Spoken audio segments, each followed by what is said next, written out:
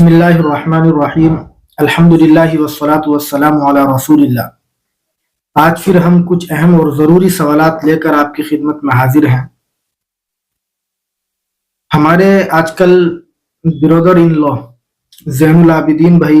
Family کے ساتھ عمرے پر ہیں۔ دعا کرے اللہ ان کے عمرے کو قبول فرمائے اور ہم سب کو وہاں بار بار جانا نصیب فرمائے۔ انہوں نے بہت سارے اس پیریڈ میں ایسے سوالات کیے جو میں سمجھتا ہوں کہ ہر عمرہ کرنے والے کو معلوم ہونے چاہیے، ورنہ وہاں جا کر کے ہم پریشان ہو جاتے ہیں کہ ہم یہاں کریں تو کیا کریں، اور کوئی ایسا آدمی بھی فوراً سے نظر نہیں آتا جس سے ہم معلوم کر لیں، تو دقتیں ہوتی ہیں۔ تو میں نے سوچا آج ان کے جو ضروری سوالات ہیں ان کو لے لیا جائے۔ تو یہ عمرے سے متعلق 8 سوالات ہیں، 2 الگ ہیں، تو ان کو لے لیتے ہیں۔ پہلا سوال زین العابدین بھائی کا یہ ہے کہ احرام کی حالت میں اگر ہم صابن سے ہاتھ دھو لیں تو کیا حکم ہے، جائز ہے یا نہیں، یا دم دینا واجب ہے؟ دیکھیے گا فتوے کی مشہور کتاب فتاوی ہندیہ، اس میں جلد 1 صفحہ نمبر 241 پر یہ فتویٰ لکھا ہے کہ احرام کی حالت میں خوشبو والا صابن استعمال کرنا جائز نہیں ہے۔ اس لیے اگر احرام کی حالت میں کسی نے 1 مرتبہ صابن سے ہاتھ دھوئے ہیں تو اس کے اوپر صدقہ فطر کے برابر صدقہ کرنا لازم ہے، اور اگر بار بار اس نے ہاتھ دھوئے ہیں احرام کی حالت میں تو اب اس کے اوپر پورا دم واجب ہے، یعنی قربانی دینا اس کو واجب ہے۔ دوسرا سوال ان کا یہ ہے کہ اگر ہم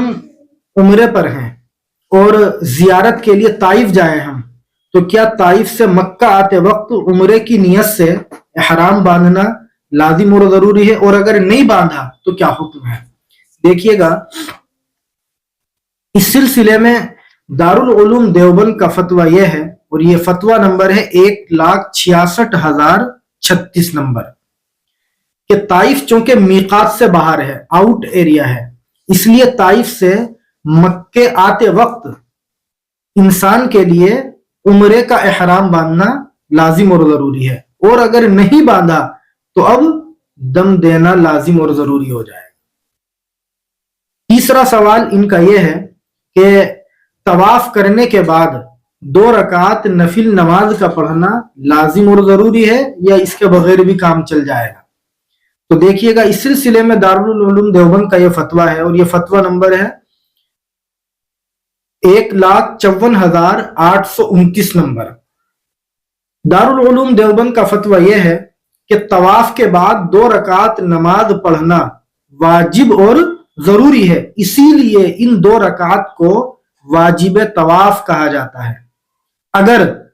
کسی نے طواف کرنے کے بعد یہ 2 رکعت نماز نہیں پڑھی تو وہ گنہگار ہوگا، اسے توبہ کرنا لازم اور ضروری ہے۔ چوتھا سوال ان کا یہ ہے کہ عمرے کا احرام باندھنے کے بعد اگر ہم نے احرام کو کسی ضرورت سے کھول دیا تو اب کیا حکم ہے، ہم کیا کریں؟ اب دیکھیے گا اس سلسلے میں دارالعلوم دیوبند کا فتویٰ ہے، اور یہ فتویٰ نمبر ہے 47,071 نمبر کا، کہ صرف احرام کے کپڑے اتار دینے سے احرام ختم نہیں ہو جاتا، لہذا جو شخص حالت احرام میں ہے اور ضرورت کے وقت میں وہ احرام کے کپڑے اتار دیتا ہے تو اس کی گنجائش ہے، وہ ایسے ہی بعد میں ان کو پہن سکتا ہے۔ 5واں سوال ان کا یہ ہے کہ حجر اسود کو احرام کی حالت میں بوسہ دینا، اس کو چھونا، یہ جائز ہے یا نہیں ہے؟ دیکھیے گا اس سلسلے میں ایک ضابطہ ہم ذہن میں رکھیں، اور وہ ضابطہ فتوے کی تمام کتابوں میں مشہور ہے، شامی میں بھی موجود ہے اور فتاوی ہندیہ وغیرہ میں بھی، کہ جو شخص احرام کی حالت میں ہو اسے کسی ایسی چیز کو ہاتھ نہیں لگانا چاہیے جس پر خوشبو لگی ہوئی ہو، کیونکہ حجر اسود پر، خانہ کعبہ کے غلاف پر خوشبو لگی ہوئی ہوتی ہے، اس پر عطر لگایا جاتا ہے، تو اس لیے حجر اسود پر یا کعبے پر یا کعبے کے غلاف کے جس حصے پر خوشبو لگی ہوئی ہے اس پر حالت احرام میں ہاتھ لگانا جائز نہیں ہے، اس لیے احرام کی حالت میں حجر اسود کو بوسہ بھی نہیں دینا چاہیے اور خانہ کعبہ وغیرہ کو نہیں چھونا چاہیے، ورنہ اگر وہ ایسا کرے گا تو اس پر جزا لازم ہوگی اس کی شرطوں کے مطابق۔ छठा सवाल इनका यह है कि एक उम्रा अदा करने के बाद अगर हम दूसरा या तीसरा या चौथा उम्रा करें तो कमरे पर ही से एहराम बांध सकते हैं या मीकात जाकर के एहराम बांधना जरूरी है। देखिएगा, इस सिलसिले में भी देवबंद का फतवा है और ये फतवा नंबर है 51,842 नंबर का, कि एक उम्रा अदा करने के बाद दूसरा, तीसरा या इससे अगला उम्रा अदा करने के लिए कमरे पर से एहराम बांधना जायज नहीं है, बल्कि इसके लिए मीकात जाकर के एहराम बांधना लाजिम और जरूरी है। जैसे आप वहां गए हुए हैं तो आयशा मस्जिद जाकर के एहराम बांध ले, उसके बाद में अपना अगला उम्रा अदा करें। सातवां सवाल इनका यह है कि अगर कोई औरत पीरियड्स के वक्त में, हालत हैज में, नापाकी के वक्त में एहराम बांध ले तो उसका क्या होगा। तो देखिएगा, इस सिलसिले में फतवे की बड़ी मशहूर किताब है शामी, तो फतावा शामी में जिल्द 1 सफा 290 पर यह फतवा लिखा है। एक मिनट, एक जरूरी कॉल है। अस्सलाम वालेकुम अफसार भाई। सातवां सवाल इनका यह है कि अगर कोई औरत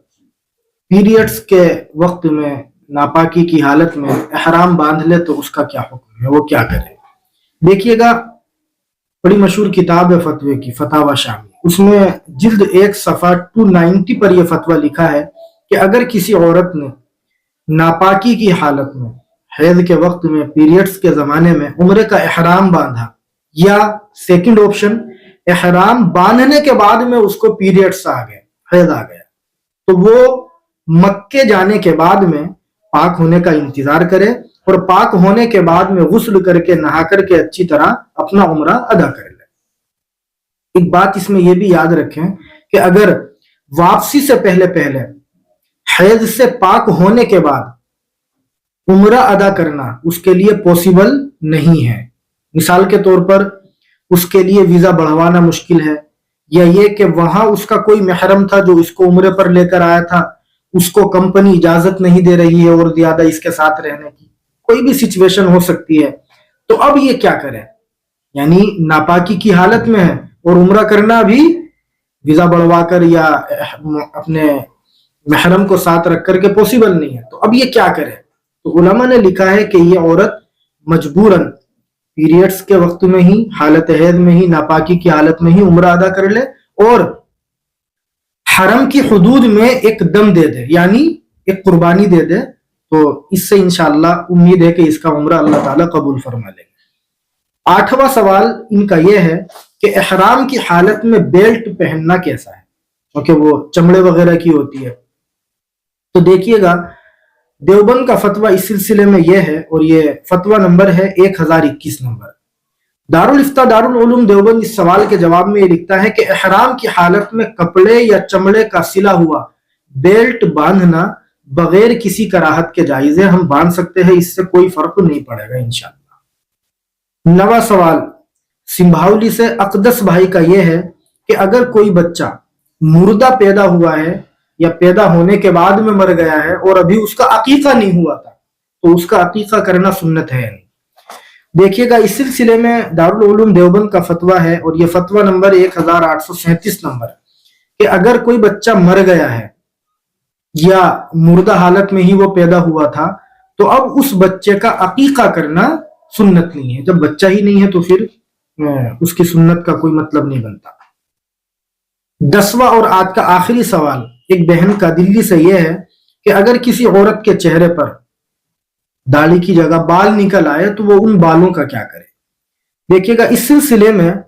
फतावा शामी में अल्लामा शामी रहमतुल्लाह अलैह ने जिल्द 9 सफा 536 पर यह फतवा लिखा है, जिसको फतवे की तमाम किताबों में हमारे अकाबिर ने भी लिखा है कि अगर किसी औरत के दाढ़ी की जगह या मूंछ की जगह बाल निकल आते हैं तो ये औरत उन बालों को साफ कर सकती है। इसके लिए उनको काटना और साफ करना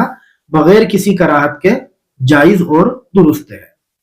तो ये आज के 10 जरूरी सवालात थे जिनके जवाब दिए गए हैं। दुआ करें कि अल्लाह ताला हम सबको दीन की सही समझ नसीब फरमाए और दीन की सही नॉलेज दूसरों तक पहुंचाने की हमें अपनी हैसियत के मुताबिक अल्लाह तौफीक नसीब फरमाए। अस्सलामु अलैकुम व रहमतुल्लाहि व बरकातहू।